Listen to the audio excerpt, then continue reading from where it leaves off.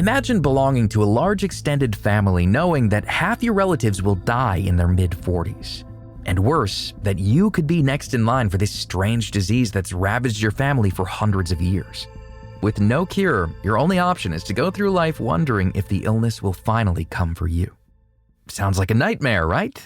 And yet, this isn't the plot of a dystopian novel. It's a reality for over 5,000 residents of small mountain villages called hamlets surrounding Medellin, the second largest city in Colombia.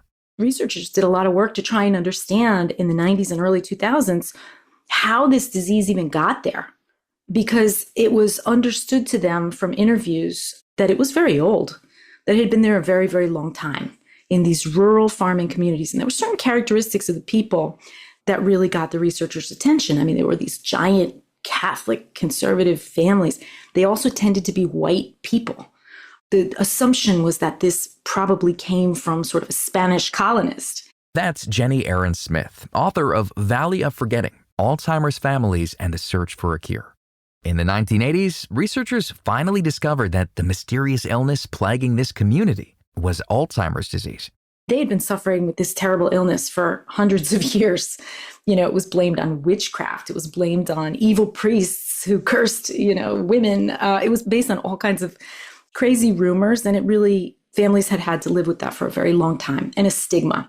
It was just 40 years ago that these hamlets finally got some answers. A Colombian neurologist by the name of Francisco Lopera, working at Medellin Clinic, identified the disease as Alzheimer's. He began treating farmers who were coming into his clinic. It was a public hospital clinic with dementia in their 40s. Early Alzheimer's cases were in the literature, but Dr. Lopera and his colleagues weren't terribly familiar with them. But what they did that was important was they went out to those farming communities, up in the mountains, hours away from Medellin. And at the time, it was very difficult to get to those communities. You had to take a horse. They discovered in those tiny hamlets more cases and histories of people who had ended up in the public mental hospital in Medellin, which is where many rural people took people in their families with mental illness and dementia. Lopera quickly realized that he was dealing with something much bigger than a handful of dementia cases. He started collecting family health histories and created vast genealogies showing that all these people were related to one another. He also collected blood samples and found something very unusual. The people who got dementia all carried a single genetic mutation unique to that area. It's the same mutation researchers believe came from a Spanish conquistador centuries ago. The gene wasn't known until the mid-90s. The gene on which this mutation occurs is called the presenilin gene. And these families had a unique mutation, a mutation unique to them, that came to be known as the PISA mutation. The type of mutation is called an autosomal dominant mutation.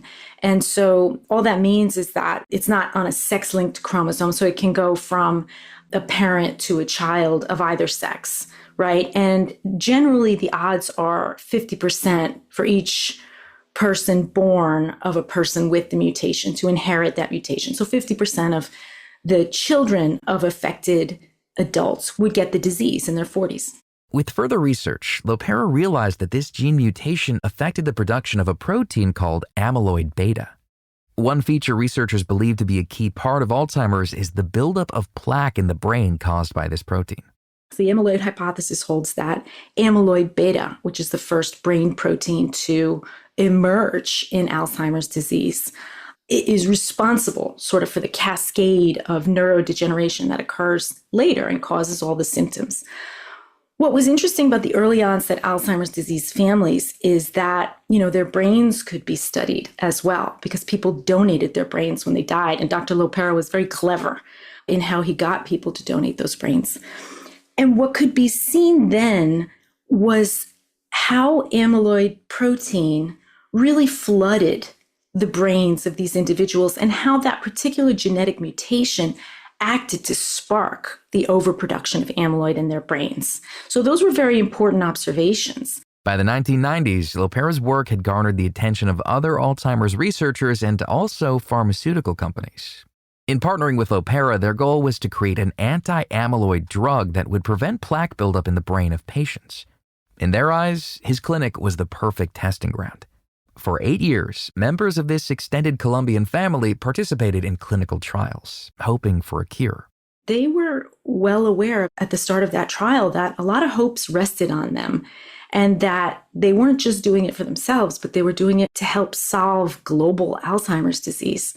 So I think, the heartbreak was on a personal level, but it was on a bigger level than that, because ultimately you could argue that this population of people who didn't have amyloid in their brains when they started the drug, when they started the trial, many of them didn't have any evidence of amyloid in their brains, didn't have symptoms when they started the trial, were the ideal people in whom to test this class of drugs, and it didn't work in them. Along with the trial participants, this failed drug test dashed the hopes of many other researchers and patients.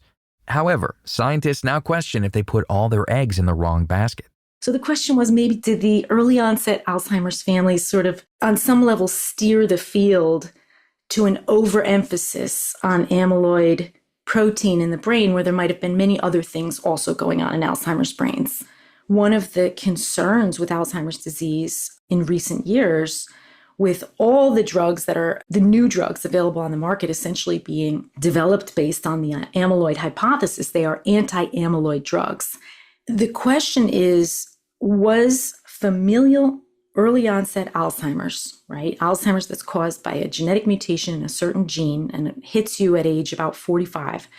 Was it and does it remain a good model for studying all Alzheimer's disease? A potential answer to this question could lie in the same Columbian families. Illyria is a 76-year-old woman from the extended family who also has the same mutated gene, only she has no dementia. Researchers ignored her at first, thinking she was simply an outlier. But when the anti-amyloid drugs failed, they flew Illyria out to Boston to take a second look. There at Harvard, she got all kinds of advanced imaging, and they could see something really fascinating, which was that Illyria's very functional brain, I might add, was full of amyloid protein, full of it, like a humongous load of amyloid plaques. And yet she really didn't have very much tau protein.